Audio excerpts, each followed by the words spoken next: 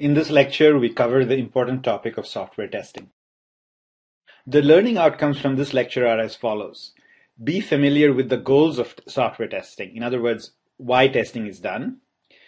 Be exposed to the different types and kinds of testing.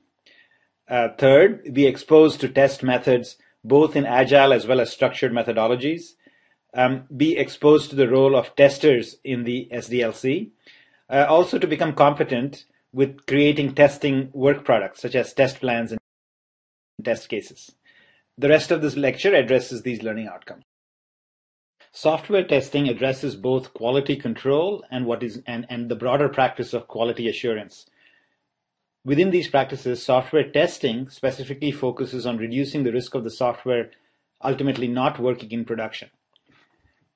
Quality assurance is a collection of software development practices for preventing defects. QA is achieved through practices such as creating process checklists for doing various tasks in the SDLC, following standard work assessments, using project audits, and following specified development standards.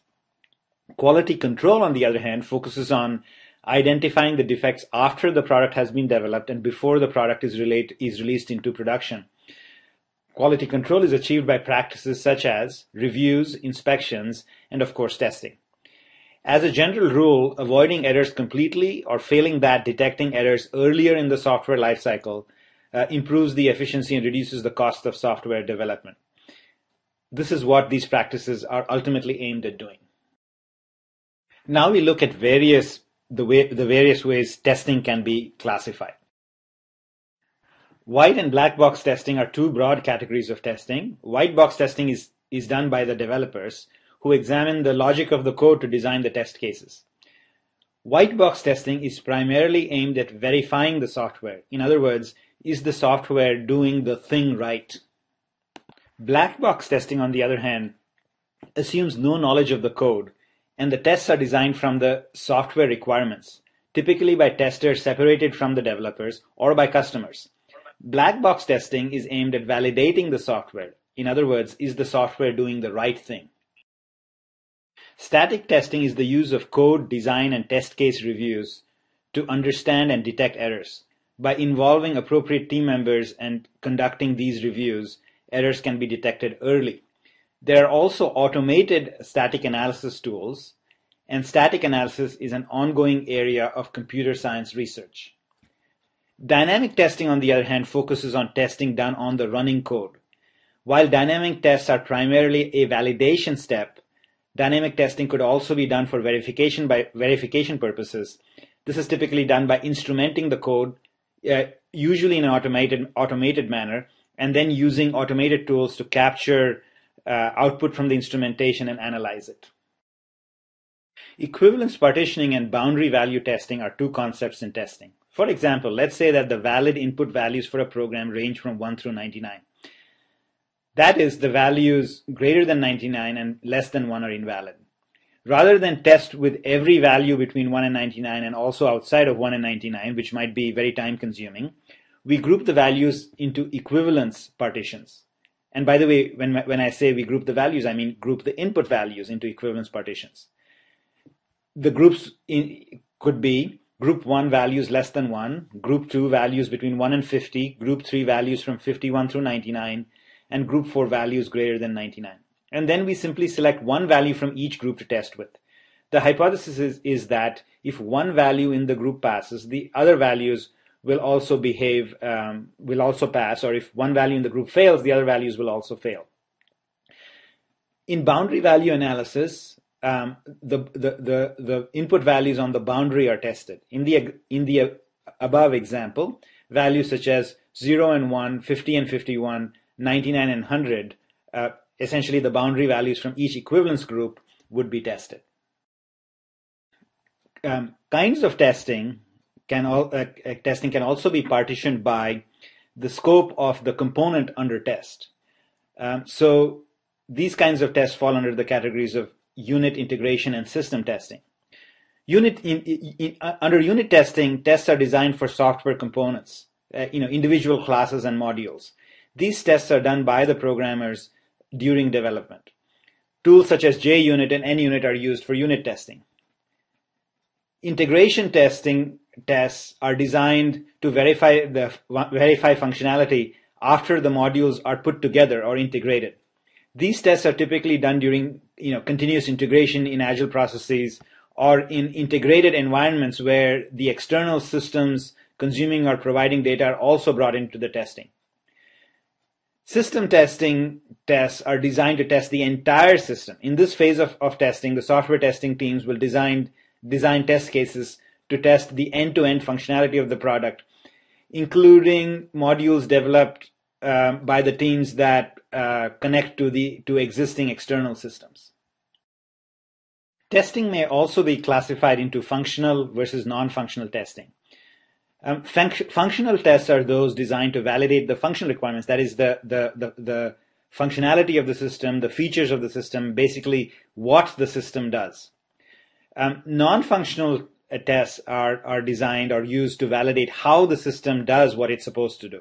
So these tests typically validate performance, scalability, availability, usability, maintainability, etc. Recall the acceptance plan. For example, performance tests are designed to test the response time of the system, screens, modules, database queries, etc., when the system is under load. Typical user scenarios will often be simulated using performance tools.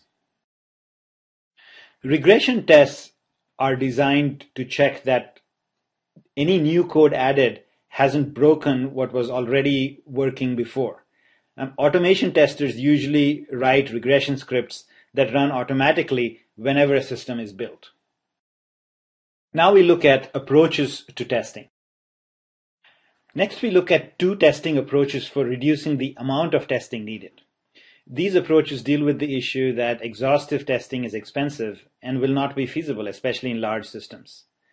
Risk-based testing involves prioritizing the test cases using statistical methods with importance given to the high priority test cases, either those test cases, if they failed, would cause the most damage, or test cases that are testing situations where failure is most likely. Pairwise testing is built on the assumption that the simplest bugs in a program are typically triggered by a single input parameter. The next simplest set of bugs consists of those dependent on interactions between pairs of parameters, which is and these can be caught by simply testing all pairs. Bugs involving interactions of 3 or more parameters are progressively less common, and so these kinds of combinations and beyond 4 or more, so on, need not to be, can be prioritized for later. The V model is a set of guidelines that relate the various testing work products to the phases of the SDLC. It is intended to provide guidance for testing roles and responsibilities. Basically, at each level or each phase, it identifies what is known as a RACI chart. That is, who's responsible, accountable, contributing, and informed for the testing aspects of that phase. As you can see, it directly applies to the waterfall model of software development. Of course, it conceptually applies to all methodologies, including agile methodologies. Testing in agile projects is done as shown in the diagram. In agile projects, testers are an integral part of the team. Testers do static testing, that is reviews, in the early stages and help the development team in automating the testing for the cards, for the story cards and use cases to be addressed in the iteration. Creating these acceptance tests early help the team to follow what is known as test-driven development, where the development team develops code against these agreed-upon tests. After the sprint is done and the code has been implemented, the testing team uses automated test suites in regression tests to make sure that new functionality added hasn't broken what already existed. A typical testing workflow is shown in this diagram. This diagram shows the inputs, such as the functional and non-functional requirements, the masters and the master test strategy, which are the guiding principles for testing, the outputs, such as the quality assurance reports, and the practices followed, static testing, automated testing, performance testing, etc., in a typical organization. Now let's look at organizational considerations for testing. The quality assurance, quality control, and testing teams play important roles across the entire software development lifecycle. The key roles of these teams in the design, requirements, analysis, development, and testing phases are shown here. In the design phase, testers would participate in reviews as needed. The objective is to understand the system and the end-to-end interactions between the subsystems so that the testers can develop appropriate tests.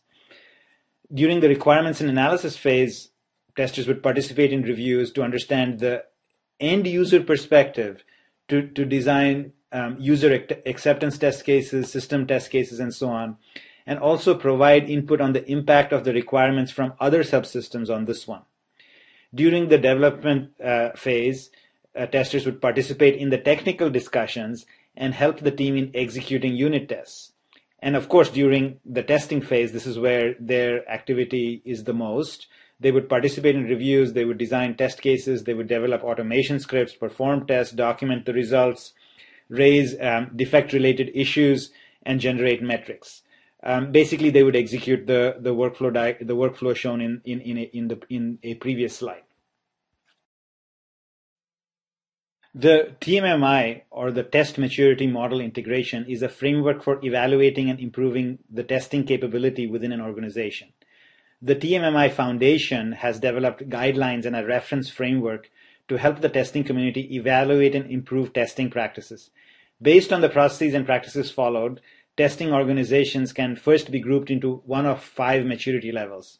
Teams can then evaluate their testing and then create practices to improve to the next level. The 5 levels are as follows. Level 1. At this level, the organization is basically using ad hoc methods for testing, so the results are not repeatable and there's no standard of quality. Level 2. Definition. At this level, testing is defined as a process, so there might be test strategies, test plans, test cases based on requirements. Testing does not start, however, until products are completed, so the aim of testing is to compare products against requirements and to find defects after the software has been built. Level 3 is integration. At this level, testing is integrated into the software lifecycle, such as by using the V model, which was discussed in a previous slide. Testing is also prioritized and based on risk management, and testing is carried out with some independence from the development area, so that there is some degree of adversarial testing so that the development doesn't bias the testing. Level 4 is where testing is managed and measured. At this level, testing activities once again take place at all stages of the life cycle. There are reviews of requirements and designs, and then quality criteria are agreed for all products of an organization, and testing is measured. So there are metrics such as number of defects and how long testing is taking, etc., being measured for testing within the organization. Level 5 is optimization. At this level, the testing process itself is measured and improved at each iteration. This is typically achieved with tool support, and also introduces aims such as consistent or continuous defect prevention through the life cycle rather than only defect detection. Test automation is an important area of focus in the industry. Automating critical tests and creating regression suites help the team to repeatedly execute tests so that tests can be executed once, potentially recorded, and then extended, and then be used to run many times. The focus and objective of test automation is to reduce the redundant manual work needed and thereby gain efficiency. It's most often used to develop regression suites. There are many automation tools, so you can use them to test web pages using browsers and using browsers, of course, and also things known as headless browsers, so browsers without the UI. There are automated testing tools that use testing API that execute using web services. Automated testing can be also used to test database connections and also the data within databases and files. Now let's look at some testing tools. Some of the tools commonly used by software testing teams are listed below. This is obviously not an exhaustive list, and it's just intended to show some key tools used in software testing within an enterprise. Testing tools may be categorized as follows. Management tools. So there are tools used to collect all the test cases and store them and create test plans out of these test cases and so on. There is the typical tool, a typical tool used for managing all these, managing testing is called a quality center. There are tools for test automation, and these include tools like QTP, Quick Test Professional, Selenium, Cucumber, and Ruby. There are performance testing tools used by performance testers who use tools like LoadRunner and IBM Rational, a tool in the IBM Rational suite called Application Performance Analyzer. There are tools that test specific technologies. So, for example, tools like SOAP UI and CMLeaser are used to test web services. And then there are tools for unit testing, such as JUnit and NUnit, to test the code during software development cycles, where the developer develops a piece of code and then tests that as a unit. Now let's look at some testing work products. Now let's look at the work products that an organization or a testing team would typically create as part of their projects. So a very important work product in testing is a set of testing guidelines, which is often called a master test strategy document. This document contains the following information: what kinds of testing types we are going to consider, how test plans, test cases, test schedules are to be created, and how defect management is to be reported, done, handled, etc. The management of testing, the testing cases and so on, and the data that's collected after testing, how all of that is going to be managed, where it's going to be stored, how long it's going to be stored, in what format it's going to be stored, who has access to it, and all of those things. How tests are going to be automated, what metrics, number of defects, number of lines tested, number of test cases tested, those kinds of things are going to be collected, and how these metrics are going to be used for management as well as for improvement, also known as governance of testing. How non-functional requirements like usability, scalability, availability, and so on, and performance are going to be tested, and what strategies are going to be followed for that. And then there are the work products themselves. So obviously, test plans and test cases, the defect reports, and then the automated tests. We expected students to come away with the following outcomes, and let's see how we achieved those outcomes as well. So the first outcome was to become familiar with what software testing is and its goals. Here we explain the role of testing within the overall quality assurance and quality control process, and the basic goal, which is early defect removal. We exposed you to the different kinds of testing. We showed various classifications of testing, such as black and white box testing, regression testing, and so on. We showed you a couple of typical test methods in agile and structured methodologies. Here we described testing concepts and their use in structured and agile processes. We showed you introduced you to some organizational issues with respect to testing. We talked about the role testers play in the software development lifecycle, and also how organizations try to measure and continuously improve their testing capabilities. We want you to be competent with creating testing work products, such as test plans and test cases. So we listed several testing work products that you will develop, and of course you will become competent in developing those work products by trying to create them for your project. And by the way, when you do an actual project with actual implementation, such as in your capstone class. And finally, the one reference used for this lecture, basically the Developing Object-Oriented Software book that's available online. Look in Chapter 10 inside Project Management Work Products for the sections on testing.